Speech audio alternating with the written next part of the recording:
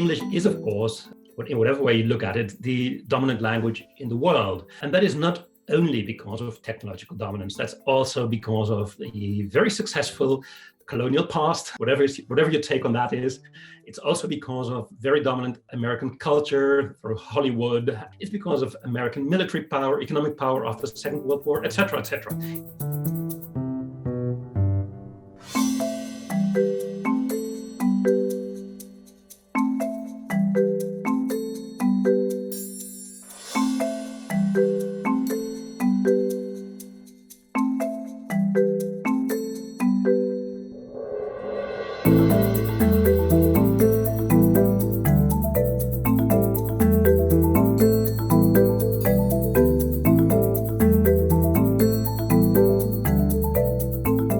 Opinion is most definitely a good thing for many reasons. I could even imagine online information in Chinese to be automatically transcribed into Pinyin, much like Serbian websites, for instance, automatically transliterate between Latin and Cyrillic, which is funny, but they do it impeccably.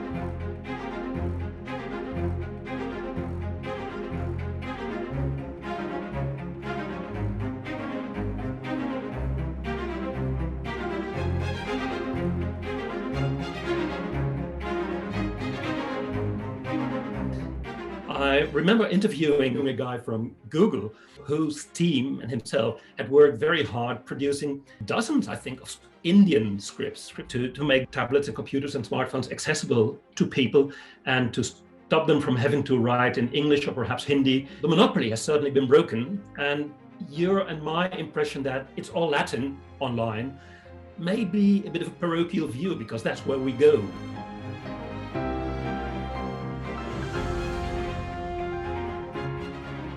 In 98, about 85% of all online content was English. And in 2018 was about 20%. And it's actually expected to bottom out at around 10%.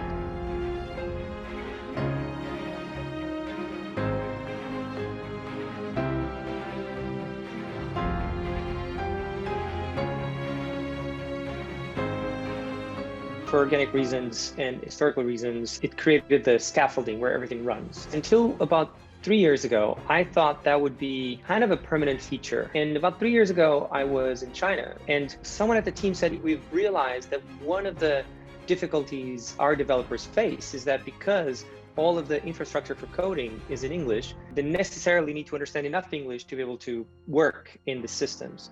But we're now starting to develop Chinese-centric tools to produce Chinese-centric software.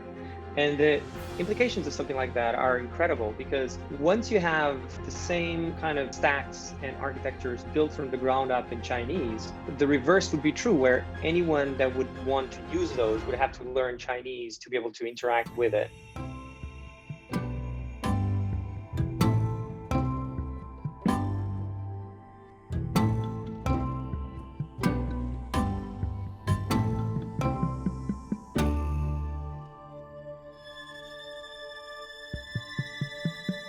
It's creating this microcosmos within your language where you effectively kind of exposed primarily to your language everywhere you go.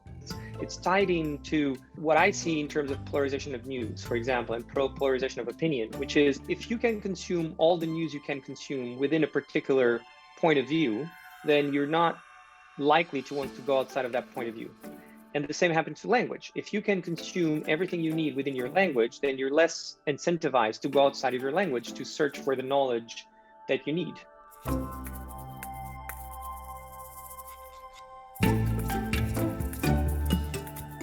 I think there's an inherent need for humans to differentiate themselves through language. There's something inherent in human beings of they tend to create language and use language as a way to also create differentiation between groups. You look like me, so we're similar, but if you talk like me, then we can connect easily, right? And if you speak my language, that's already some trust. If you speak my language in the way that I do, immediately there's a certain cultural references that I assume.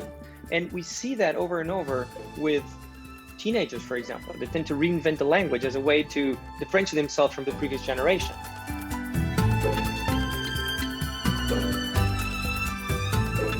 idioms, figurative language, cultural references. I mean, those elements of our daily language will be really hard nut to crack for machines. At the same time, they're a hard nut to crack for humans as well.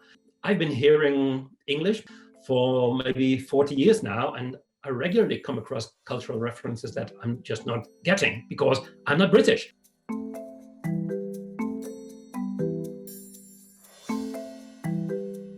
It's always going more slowly than the optimists expect, much like autonomous vehicles, for instance, or nuclear fusion. It's like it will get closer and closer and closer without ever quite getting there, until the machine is really undistinguishable itself from a human being.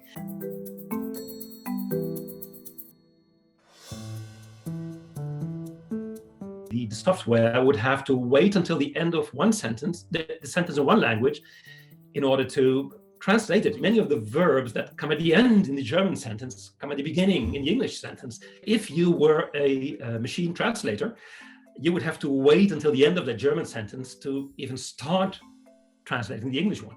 So that time lag will always be a problem, I think.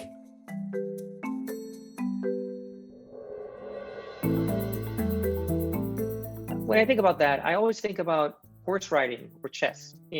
There's no need to learn how to ride a horse anymore, but lots of people do because it's fun, because of many reasons. Learning languages has incredible beneficial impact in the brain. And so the same way that you learn to play an instrument or chess or any other thing, you're still going to learn how to speak languages.